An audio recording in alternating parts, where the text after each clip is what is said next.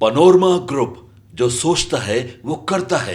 देश की राजनीति में जाति की भूमिका कोई नई बात नहीं। हर चुनाव, हर आंदोलन और हर नीतिगत फैसला कहीं न कहीं इस जटिल सामाजिक संरचना से प्रभावित रहा है। लेकिन अब एक बड़े और ऐतिहासिक फैसले के तहत मोदी सरकार ने जाति जनगणना को मंजूरी दे दी है। ये महज कोई तकनीकी कवायद नहीं, बल्कि एक ऐसा कदम है जो देश की सामाजिक, राजनीतिक और आर्थिक नीतियों की दिशा बदल सकता है। वहीं देश में आखिरी बार पूर्ण जाति जनगणना 1931 में हुई थी। उसके बाद 1941 में भले ही जनगणना कराई गई थी, लेकिन उसके आंकड़े कभी सार्वजनिक नहीं हुए।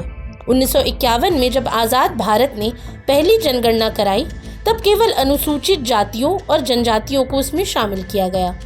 वहीं अब एक बार फिर से देश जातियों की वास्तविक स्थिति को समझने के लिए तैयार है। हालांकि देश में जाति सर्वे जरूर होते हैं। बिहार और तेलंगाना में हुआ जाति सर्वेक्षण इसका सबसे ताज़ा उदाहरण है। लेकिन सवाल ये है कि जाति जनगणना और जाति सर्वे में अंतर क्या है। दरअसल जाति जनगणना और जाति सर्वे में जमीन आसमान का फर्क होता है।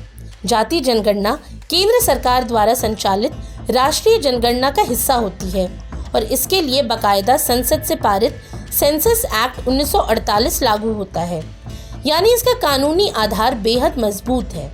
इसके तहत जो भी आंकड़े इकट्ठा किए जाते हैं वो पूरी तरह गोपनीय होते हैं और इसका इस्तेमाल नीति निर्माण के उच्चतम स्तर पर किया जाता है।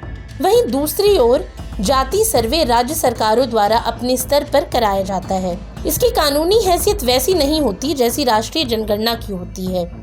इसे राज्य सरकार या फिर किसी स्वतंत्र एजेंसी के माध्यम से संपन्न कराया जा सकता है और इसका स्कोप भी सीमित होता है, कभी एक राज्य, कभी एक जिला। साथ ही अगर राज्य सरकार चाहे तो इसके आंकड़े सार्वजनिक भी किए जा सकते हैं। अगर जाति सर्वे कराने वाले राज्यों की बात करें तो बिहार में नीतीश सरकार ने 2023 में जो जातीय सर्वे कराया, उसने एक बार फिर इस मुद्दे को राष्ट्रीय पटल पर ला खड़ा कर दिया है। इस सर्वे के अनुसार राज्य की कुल 214 जातियों में 63.14% आबादी ओबीसी से आती है। 13 करोड़ की आबादी वाले राज्य में 94 लाख परिवार गरीबी रेखा के नीचे हैं और केवल 6.47% लोग ही ग्रेजुएट हैं। ये आंकड़े दिखाते हैं कि सामाजिक असमानता कितनी गहराई तक हमारे समाज में जमी हुई है।